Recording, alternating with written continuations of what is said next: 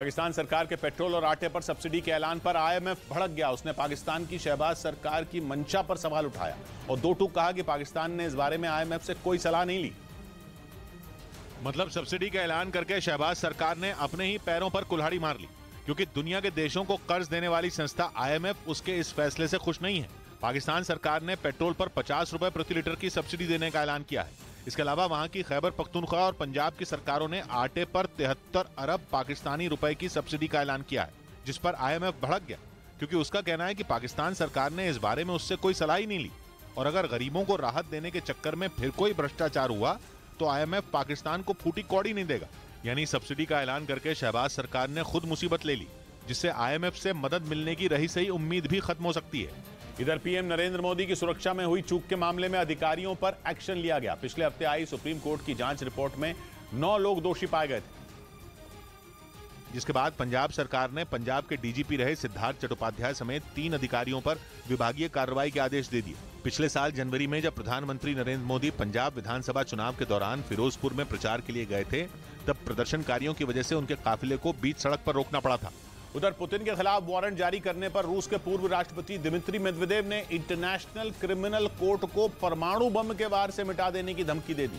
Dmitry Medvedev को Putin का बेहद करीबी माना जाता है, इसी वजह से वो पुतिन के खिलाफ वारंट जारी होने पर बुरी तरह भड़क गए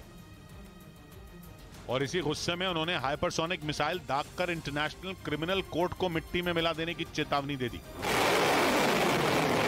पुतिन के करीबी दिमित्री मेदवेदेव ने इंटरनेशनल क्रिमिनल कोर्ट को धमकाया कि उसे एक परमाणु ताकत वाले देश के खिलाफ खड़ा नहीं होना चाहिए। यानी इशारों में दिमित्री मेदवेदेव ने यह कह दिया कि रूस परमाणु बम से हमला करने से भी नहीं चूकेगा और वो कभी भी हाइपरसोनिक मिसाइल हॉलैंड के द हेग शहर में मौजूद इंटरनेशनल क्रिमिनल कोर्ट पर आसानी से दाग सकता है, क्योंकि उसके पास परमाणु बम लेकर जाने वाली कई खतरनाक हाइपरसोनिक मिसाइलें मौजूद हैं। सर्मा, जरकॉन और यार्स जैसी मिसाइलों का दम रूस कई बार पूरी दुनिया को दिखा भी चुका है और माना जा रहा है कि दिमित्री मेदवेदेव अब उन्हीं मिसाइलों का डर इंटरनेशनल क्रिमिनल कोर्ट को भी दिखा रहे हैं, क्योंकि पिछले हफ्ते ही युद्ध अपराध के मामले में इंटरनेशनल क्रिमिनल कोर्ट ने पुतिन के खिलाफ गिरफ्तारी का वारंट जारी किया था। और यूक्रेन के साथ छिड़ी जंग के बीच पुतिन के खिलाफ वारंट जारी होने पर रूस में हड़कंप मच गया, क्योंकि पुतिन पर बेहद गंभीर आरोप लगाए गए थे। इंटरनेशनल क्रिमिनल कोर्ट ने पुतिन पर आरोप लगाया कि उनके आदेश पर यूक्रेन से हजारों बच्चों का अपहरण करके रूस ले जाया गया, जिसका मतलब यह कि वो सीधे सीधे बच्चों के अपहरण के मामले में शामिल है। लेकिन इस वारंट का पुतिन के ऊपर जरा भी असर नहीं दिखा, क्योंकि उन्होंने इसके बाद क्राइमिया और मारियोपोल का दौरा किया। क्राइमिया 2014 से ही पुतिन के कब्जे में है,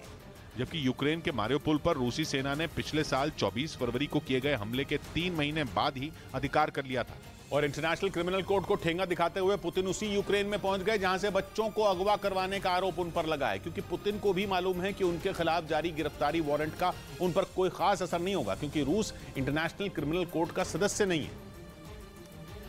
जिसकी वजह से रूस में उनकी गिरफ्तारी नहीं हो सकती। लेकिन दुनिया के 123 देश इंटरनेशनल क्रिमिनल कोर्ट के सदस्य हैं और उन देशों में पुतिन गए तो वहां की सरकार उन्हें गिरफ्तार कर सकती है। हालांकि इंटरनेशनल क्रिमिनल कोर्ट के किसी सदस्य देश के लिए उसके आदेश को मानना जरूरी नहीं है। यही वजह है कि पुतिन ने इस गिरफ्तारी वारंट को जरा भी भाव नहीं दिया, लेकिन उन पर लगाए गए आरोप से पूरी दुनिया में उनकी किरकिरी जरूर हो गई,